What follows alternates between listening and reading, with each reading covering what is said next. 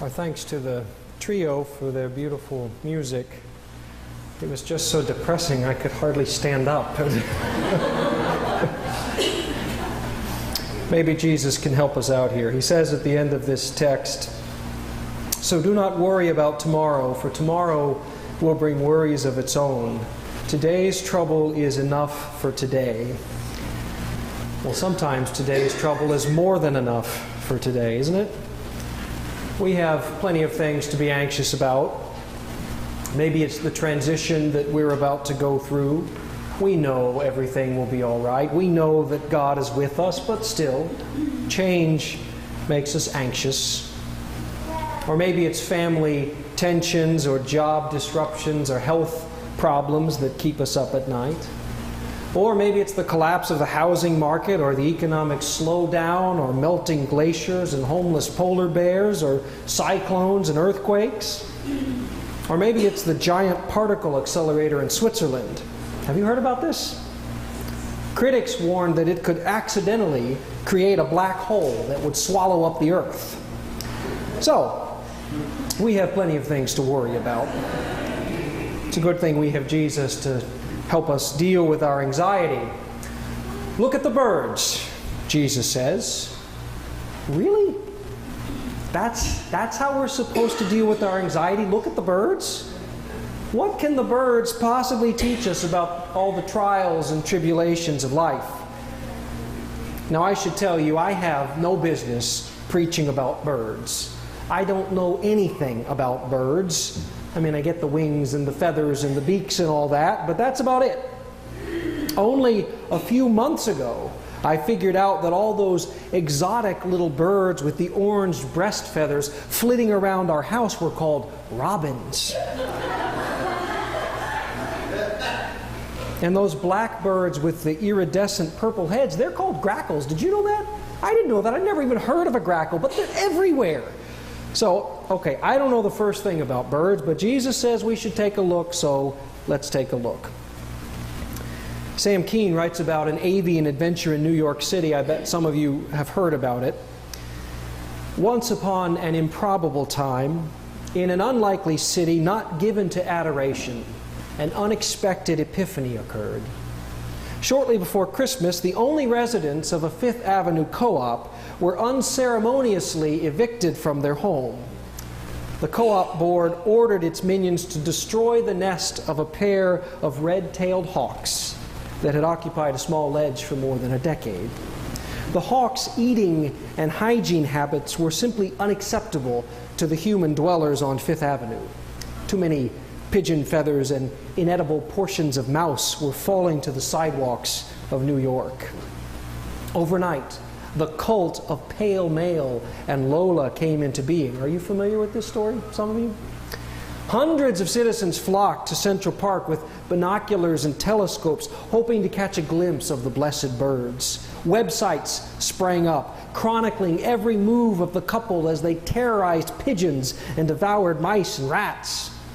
The devout kept watch night and day and reported every return, every gesture of affection, every twig carried in hope to the site of the destroyed nest. A widespread protest of the sacrilege went up from the supposedly secular core of the Big Apple. Suddenly, the honor and soul of the city was at stake. Could New York allow such injustice to go unopposed? Could the last remnants of the creatures of the wild be banished from the city? The answer came loud and clear: no!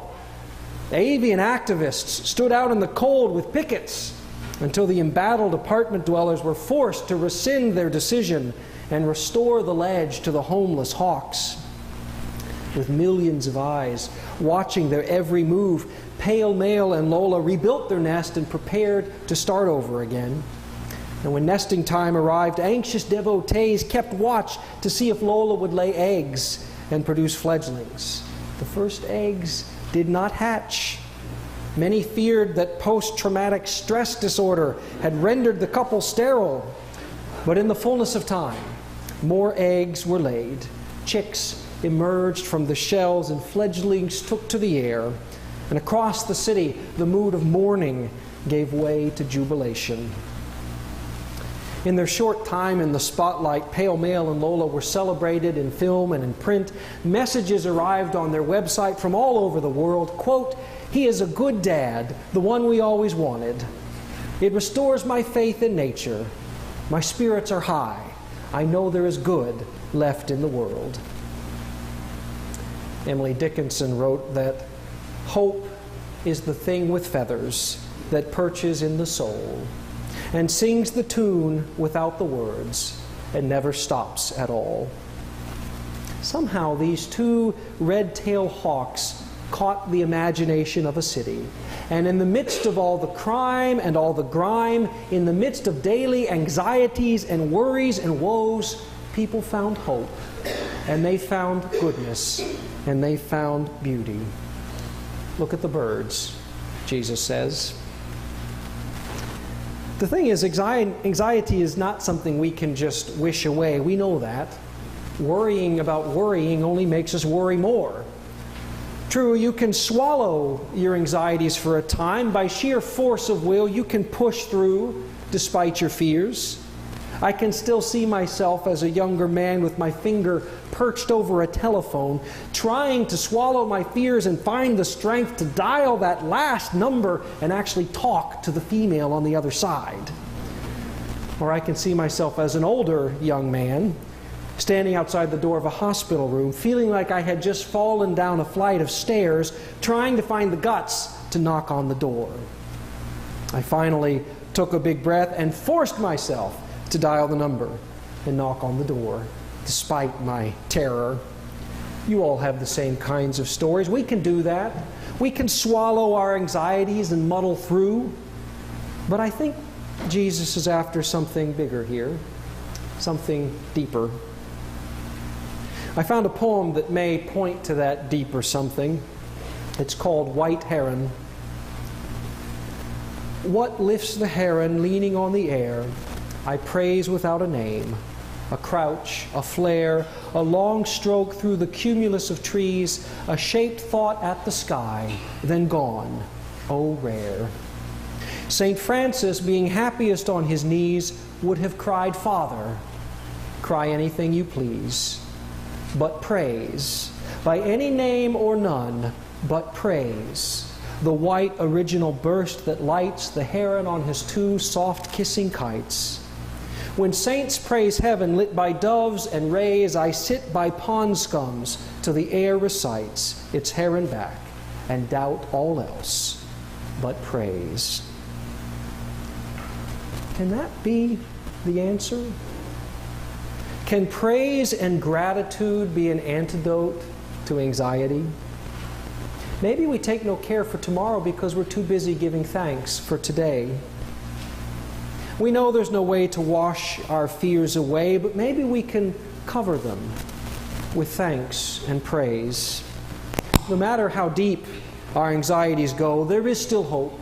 There is still goodness. There is still beauty out there somewhere, maybe even flying over our heads. Look at the birds, Jesus says. That may not erase our fears, but it does make them smaller. It does make them bearable. On Monday, I was at the park, and my two daughters were flitting around pretending to be Peter Pan. I sat on a bench, all tied up in knots, stressed and anxious. I knew this was going to be a tough week. I noticed perched on one end of the swing set was a little bird. I couldn't tell you what it was. It wasn't one of the two birds I can identify. But he was singing and singing like he didn't have a care in the world. Then another bird landed on the other side of the swing set, same kind of bird, and he started singing back and forth, back and forth. I listened to their singing and I thought to myself, don't they know the week I'm having? I mean, don't they know what's going on in the housing market? Don't they know about that giant particle accelerator in Switzerland? How can they sing? Of course, they don't know about any of those things, but they sing in praise of their Creator. They sing because they have to sing. It just flows out of their being. And their song may not erase our anxiety, but covered with wings of hope and goodness and beauty, our anxiety does become bearable. In praise and in gratitude, we find just enough faith for today. Look at the birds, Jesus says. Look at the birds and praise. Thanks be to God. Amen.